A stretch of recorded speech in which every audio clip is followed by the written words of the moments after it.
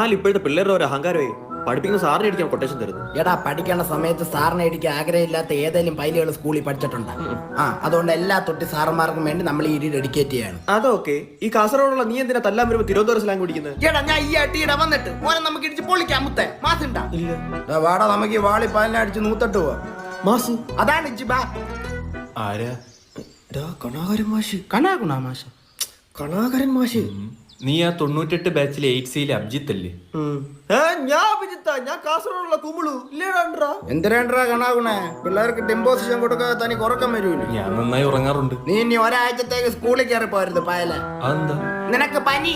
സാറിന്റെ പിള്ളേരുടെ വക ഒരു കൊട്ടേഷൻ, ഒരാഴ്ച സ്കൂളിൽ കാണരുതെന്ന്. ബുദ്ധിമുട്ടാണെ പറഞ്ഞാൽ നിന്റെ കാലും കൈ ഓടിച്ചാൽ വിട്ടേക്കാം. Abhijith C present sir. Confirm.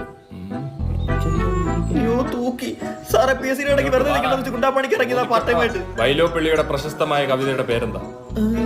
ചക്ക. ചക്കയല്ല, കൊട്ടത്തേങ്ങ.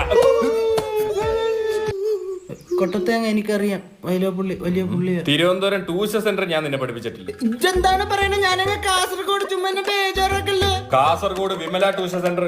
നമ്മ എറണാകുളത്തോട് പഠിക്കാൻ തുടങ്ങിയിട്ട് കാലം കുറച്ചായി സാറേ. എടാ ഇവ ഏത് ജില്ല ജനിച്ചവനാണ് അവൻ? സത്യം പറഞ്ഞ ഞാൻ ഇവിടെ ട്യൂഷന് ഇറക്കാൻ വന്നവനെ. ആ അത് നന്നായി. ഏത് സാഹചര്യത്തിലും പഠനം അത്യുത്തമ. സാറേ ഞാൻ അവനെ വൈകിട്ട് വന്ന് വിളിക്കാം. ചുമ്മാ അല്ല പിള്ളേര് കൊട്ടാച്ചു.